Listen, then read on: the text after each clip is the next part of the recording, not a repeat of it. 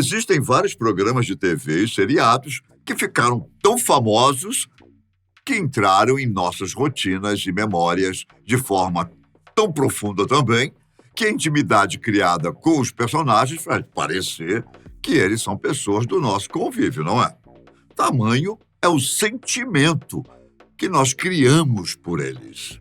E como não poderia ser diferente, quando essas pessoas se vão, quando um desses programas chega ao fim ou deixa de ser exibido, sentimos falta daqueles seres, como se tivéssemos de fato perdido um ente querido.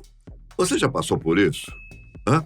Pois é, foi pensando nisso que nós aqui da Fatos Desconhecidos decidimos trazer de volta para você, nem que seja por alguns instantes, um dos seriados de maior sucesso da história da televisão brasileira, que marcou muitas gerações e, com certeza, deixou saudades em muitos dos nossos inscritos.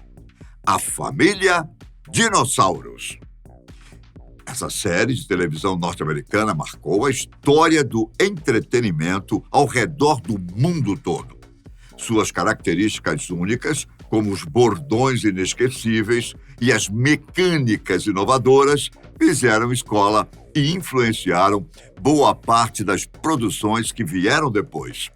Hoje, iremos matar um pouco da saudade desse seriado, relembrar alguns momentos e explicar algumas coisas que provavelmente te deixaram com uma pulga atrás da orelha até hoje. Principalmente a técnica responsável por criar personagens tão realistas e como se deu o final da série. Fique com a gente e deixe um comentário contando alguma memória feliz que você tenha tido nessa época. Combinado? Então tá. Bom, Família Dinossauros foi produzida pela Jim Henson Company, em parceria com a Walt Disney Television, o braço do conglomerado que é voltado para produções televisivas. Originalmente, ela foi exibida entre 1991 e 1994 pela rede americana ABC, mas alguns episódios só foram lançados em 1995, concluindo o enredo oficialmente com 4 temporadas e 65 episódios. No Brasil, o programa começou a ser exibido em 1992, inicialmente pela TV Globo. Mais tarde, ele também foi exibido pelo SBT, Rede Bandeirantes, entre outros canais da TV aberta. Hoje em dia, o seriado está disponibilizado de forma integral no serviço oficial de streaming da Disney Plus.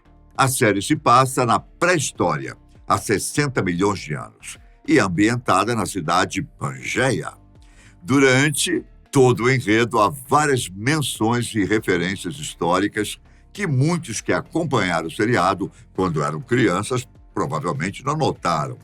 Aliás, os roteiros eram repletos de críticas sociais bem construídas e bastante avançadas para a época, o que faz com que a obra tenha um tom ácido, mas que não pôde ser apreciado por boa parte da audiência na época.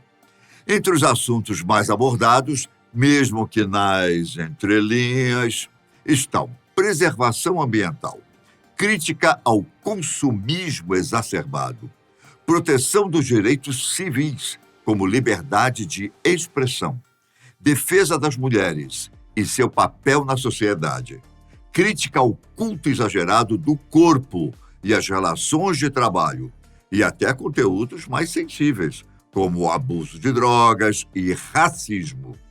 Dá para imaginar? Pois é.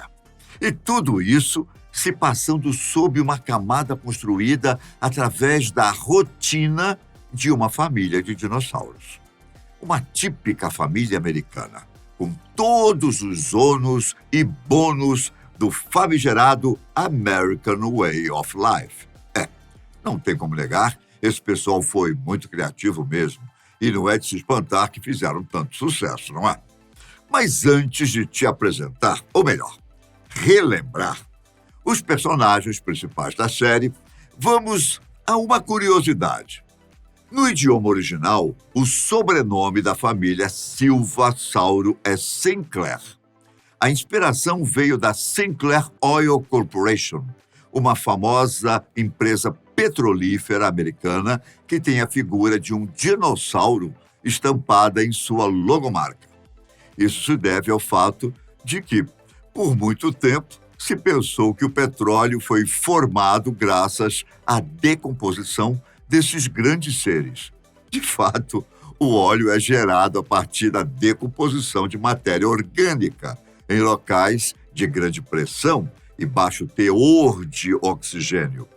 Mas a quantidade de matéria necessária para o processo inviabiliza a tese de que a origem desse recurso sejam os coitadinhos dos dinossauros.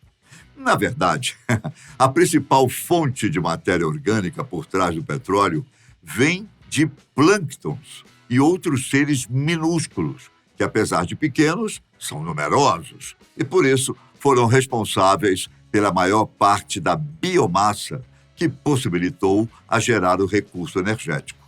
Todo esse conhecimento foi usado para escolher o sobrenome da família, uma forma inteligente e irônica de fazer uma crítica à identidade visual da corporação.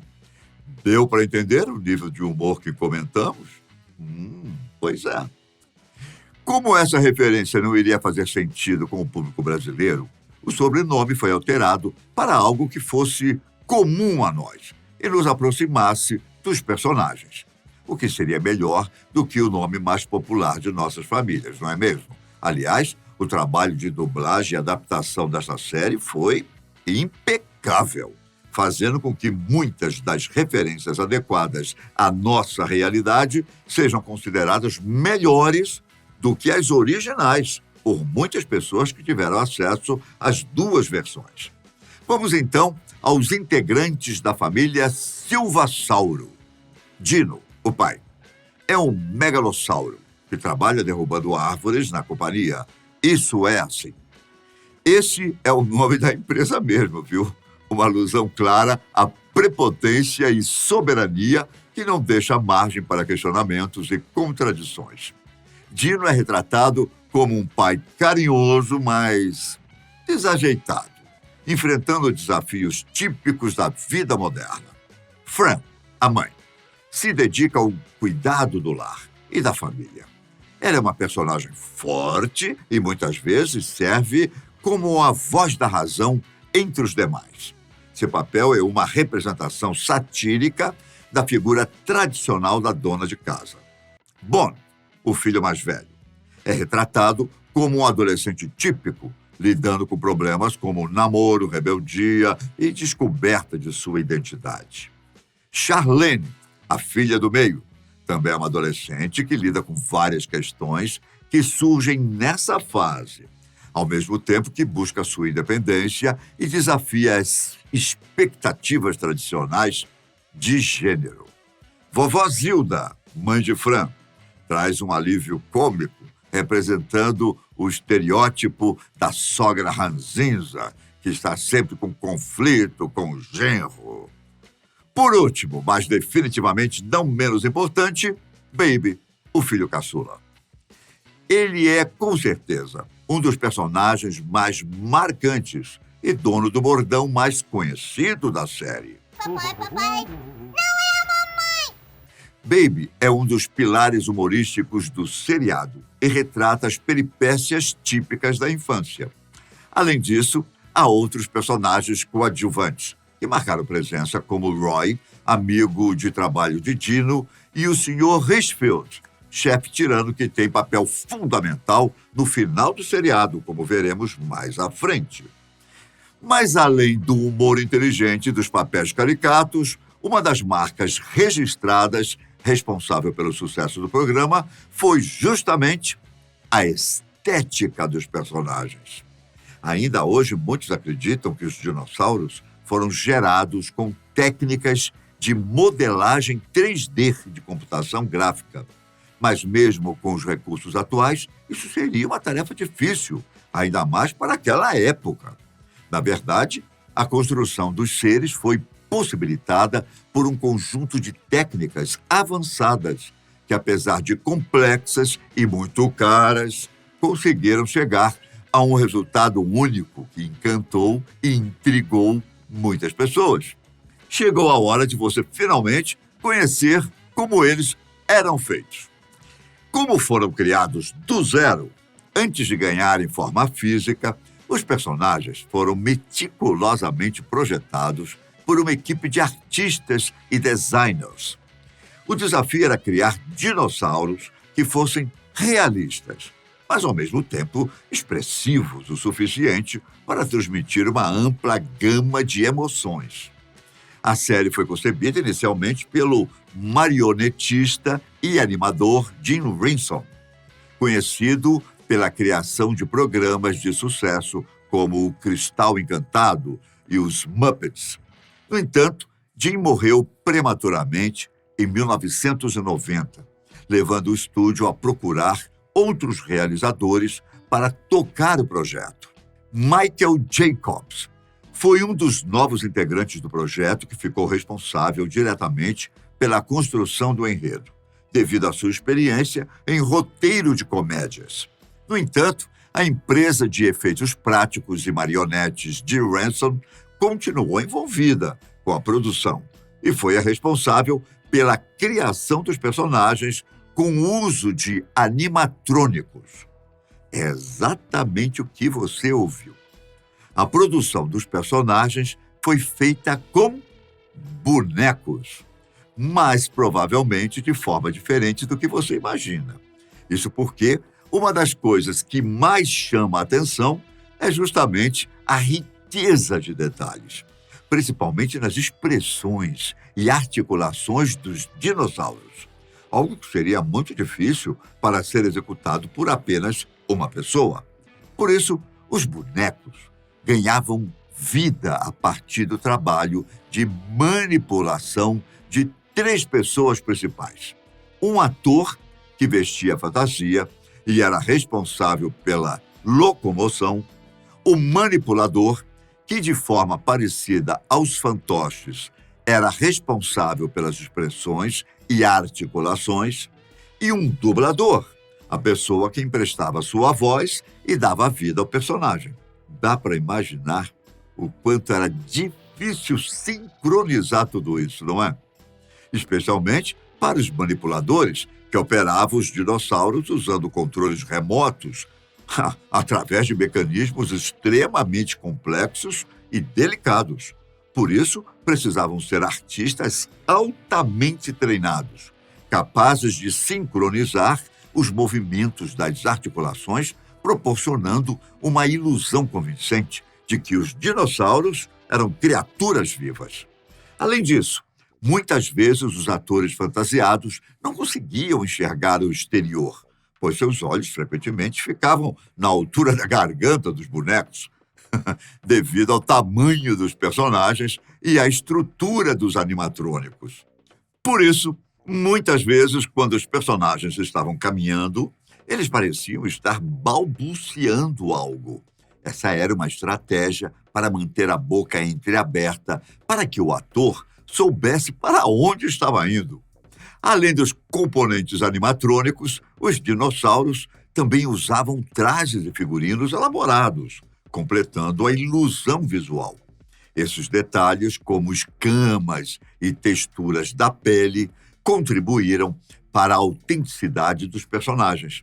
Para que tudo isso fosse possível, a produção envolveu uma equipe técnica e criativa diversificada, incluindo engenheiros, escultores, costureiros, além dos próprios manipuladores, atores e dubladores, o que, como comentamos, não foi nada barato.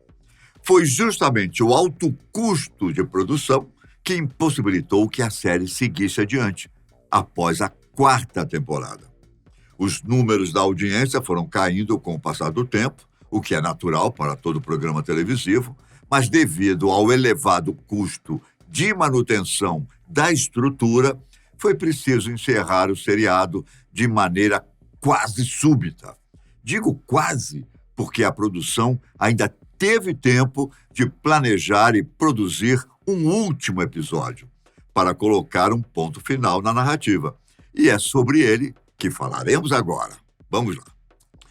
Para nós brasileiros, Família Dinossauros se encontra no balaio das séries que eram transmitidas em rede aberta e não tinham lógica cronológica nas exibições dos episódios. Por isso, quando a exibição foi interrompida, ficou uma sensação de que o seriado acabou sem ter um final, mais ou menos como aconteceu com A Caverna do Dragão. Mas ele teve sim um fim, e é um dos mais tristes de todos. O último episódio se chama Mudando a Natureza. Ele começa com Dino preparando o almoço para a família em sua mais nova churrasqueira, o aparelho mais moderno no mercado. Mesmo sem saber ao certo como manipular o objeto, o pai sustenta que o progresso é sempre a melhor via e usa isso como desculpa quando falha e queima um pedaço de carne. No plano de fundo, a família aguarda a chegada dos besouros do bando, insetos que anualmente migram para a região da Pangeia para se acasalar e se alimentar das papoulas, plantas típicas da região que crescem de forma muito rápida. Todos os anos, os animais fazem isso pontualmente, o que permite que os dinossauros acompanhem sua chegada assistindo a uma transmissão ao vivo pela TV, que faz a contagem regressiva. Mas, para a surpresa de todos, ao final da contagem, os insetos não aparecem. Isso deixou os dinossauros assombrados, pois nunca havia acontecido algo parecido antes. Nas cenas seguintes, as papoulas aparecem crescendo de forma desenfreada, inclusive dentro das casas e até mesmo no estúdio de televisão, onde o âncora faz a cobertura do caso. Claramente, o sumiço dos besouros gerou um desequilíbrio no ecossistema. Pouco tempo depois, surge um exemplar dos insetos na casa dos Silvasauro. Ele para na janela e conversa com os familiares, pedindo informações de como chegar ao pântano, local onde aconteceria o acasalamento da sua espécie. Inicialmente, os dinossauros ficam animados por pensarem que eles haviam se atrasado. Mas já estavam chegando. Só que logo o ânimo dá lugar à preocupação, quando percebem que se trata apenas de um indivíduo e que ainda por cima está perdido. Charlene, a filha adolescente, decide ajudar o inseto, guiando-o até o pântano na esperança de ajudar a restabelecer o equilíbrio ou, pelo menos, entender melhor o que poderia estar acontecendo. Chegando lá, ela constata que o pântano não existe mais. O lugar foi tomado por uma indústria que produz creme de fruta e, para manter a higiene do processo, dizimou todos os insetos que estavam por lá. A adolescente vai ao jornal fazer a denúncia, mas é interrompida pelo pai, que, assim como no início do episódio, sai em defesa do progresso e da modernidade, justificando as perdas pelos benefícios alcançados pela tecnologia. Bom, além de ser um entusiasta legítimo, a empresa por trás da indústria é a mesma em que Dino trabalha derrubando árvores, o que faz com que ele tenha mais de um motivo para defender os seus métodos de exploração. Dino, então, é eleito chefe do comitê que irá lidar com esses problemas. Na verdade, ele será o porta-voz. A fachada para que a empresa possa lidar com o público. Entendeu, né? E como eles foram os causadores do desequilíbrio, eles mesmo propuseram a solução: espalhar por toda a região um desfolhante, um eufemismo usado para veneno, que matará todas as papoulas. E apesar dos avisos, Dino continua a defender a empresa e suas técnicas e segue em frente com seu plano. E, de fato, o desfolhante acaba com todas as papoulas, ao mesmo tempo que também extermina todas as plantas do planeta.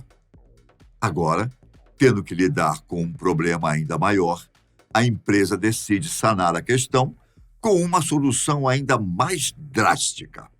O chefe de Dino chega à conclusão de que, para fazer as plantas crescerem novamente, é preciso fazer chover.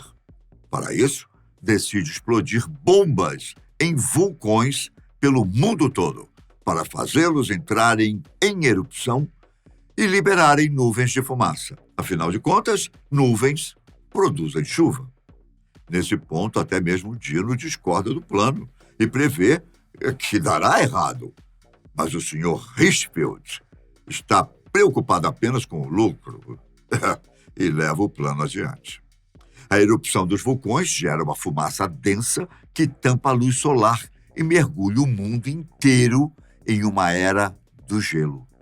Sem saída, Dino reúne os familiares, se desculpa com todos e tenta explicar para Baby, que ainda é uma criança, o final trágico que os espera. As últimas palavras são proferidas pelo âncora do telejornal, que diz em tom de despedida: agora, uma previsão de longo alcance. Neve contínua, escuridão e frio extremo. Aqui é Howard Hampton. Boa noite e adeus. Muito triste, hein? Por mais que seja perturbador, especialmente para a audiência infantil da época, esse final é bem condizente com o seriado, que o tempo todo tenta alertar para os perigos da exploração desenfreada da natureza em detrimento do consumo inconsciente. É melancólico, porém assustadoramente real.